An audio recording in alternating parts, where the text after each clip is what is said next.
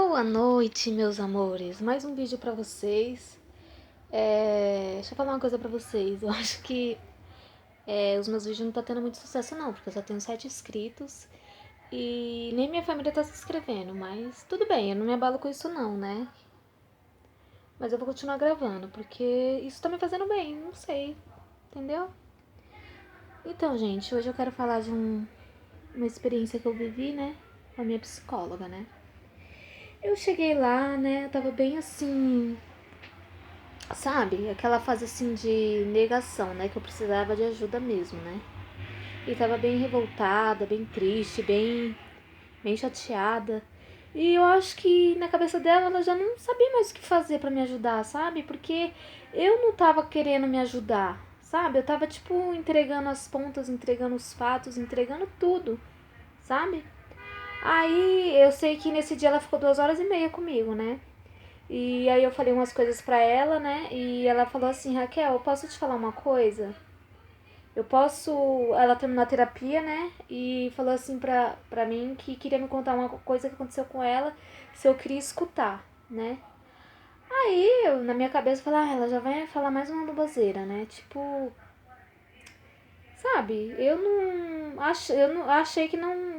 Pra mim ia ser diferente, mas eu falei, fala, né? Aí ela falou pra mim. Ela começou a contar um fato que aconteceu na vida dela, né? Que. Ela começou a falar do filho dela, que eles eram muito ligados, sabe? Que o filho dela teve os melhores estudos, era bem estudioso. Começou a falar sobre o filho dela, né? E aí, tipo, eu não tava muito interessada em saber. Eu falei, meu, não tô aqui pra saber da vida dela, mas mesmo assim eu comecei a escutar, né, o que ela falou, né? E assim, ela começou a falar algumas coisas que o filho dela viajou pra fora pra trabalhar, ele mexia com coisas de ONG, essas coisas, sabe?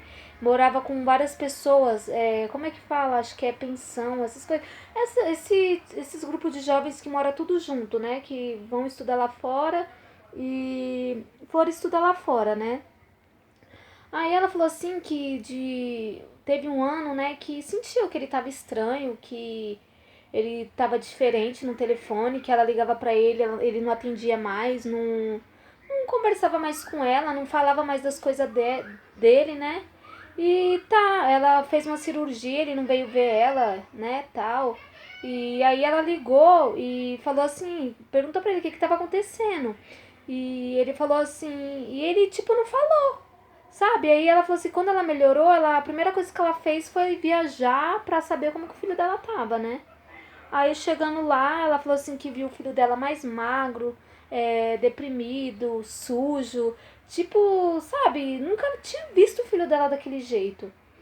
E então ela trouxe ele de volta, né?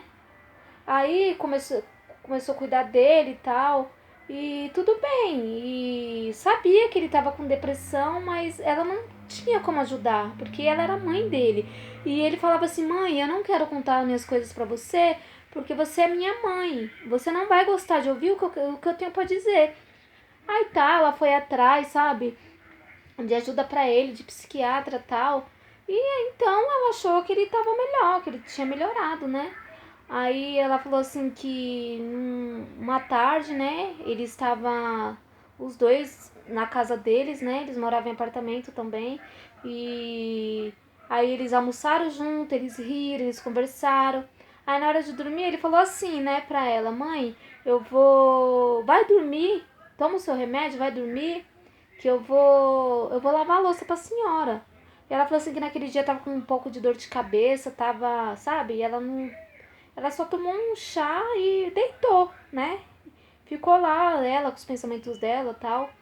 E fechou a porta do quarto e tá. Aí disse que passou, depois de 2 horas, né? Passou umas 2 horas. Aí ela falou que cochilou. Aí quando ela acordou, o interfone dela tava tocando, né? E aquela muvuca assim no prédio dela, sabe? Aquela coisa. E aí ela falou assim que tipo acordou e falou assim: "Meu Deus, aconteceu alguma coisa, tá uma muvuca em volta do prédio, tá uma gritaria, sabe?" Aí ela falou assim que em seguida o telefone dela tocou, né? Aí era acho que era a irmã dela, né, querendo falar com ela. Ela falou assim, calma aí, que eu vou atender a porta. Aí ela falou assim que quando pegou e foi atender, aí ela falou, aí falaram que o filho dela tinha se jogado lá embaixo. Gente, assim, é... Nossa, quando ela me contou isso, tipo, eu me senti tão pequena. Eu me senti que meus problemas, sabe, não era nada perto do que ela viveu, sabe? E assim, aí ela falou assim que desceu correndo as escadas, tipo, que ela não tava acreditando, que isso não tava acontecendo, que era mentira, sabe? Mas ela falou assim que quando chegou perto e viu o filho dela todo, sabe? Ela falou assim, meu Deus, a primeira coisa que ela perguntou, ela falou assim, Deus, eu ajudo tantas pessoas e não consegui ajudar o meu filho. Aí, tipo, ela começou a contar aquelas coisas pra mim, sabe? E ela falou assim que em vez de a família dela, tipo, ir dar os pêsames pra ela e ajudar ela e, sabe, abraçar, acolher ela, falaram, como é que você não viu isso? Você é uma psicóloga e deixou seu filho chegar nesse ponto, como é que você não viu? As pessoas começaram a criticar ela, sabe? A culpar ela, como se ela fosse culpada, como se... Gente, eu fico pensando na imensa dor dessa mulher. O que ela passou, sabe? Eu fiquei assim, abismada. Eu falei, meu Deus, o meu problema não é nada perto do dela, sabe? Eu perdi meu irmão e pra mim o mundo acabou. Mas imagina ela, as pessoas culpar ela pela morte do filho, sabe? Aí ela falou assim que ficou mal, sabe? E se isolou e uma semana após a morte do filho dela, ela só queria viver o luto dela, ela só queria sentir a dor dela. E diz que começou a tocar o telefone dela, começou a tocar. E ela não querendo atender, sabe? Ela achando que era algum colega, disse que o filho dela tinha muitos amigos, que era muito amado. E. E tá, ela falou assim que teve uma hora que ela pegou e atendeu. E era uma moça, sabe, gritando, dizendo que ia se matar. Ela falou assim que levantou da cama, falou pra moça, calma aí. Na onde você tá, me conta no meu consultório, tal, deu o endereço, passou todas as referências. E foi lá, sabe, socorrer a moça. Ela falou assim, que depois que o filho dela morreu, ela vive pra salvar vidas, sabe? Ela gosta do que ela faz, ela ama o que ela faz. Ela falou assim, por mais que ela não pôde ajudar o filho dela, ela não desistiu das pessoas. E o incrível, tipo assim, que eu falei, meu Deus, como que uma pessoa, por ter passado tudo isso, conseguiu dar a volta por cima, conseguiu se levantar?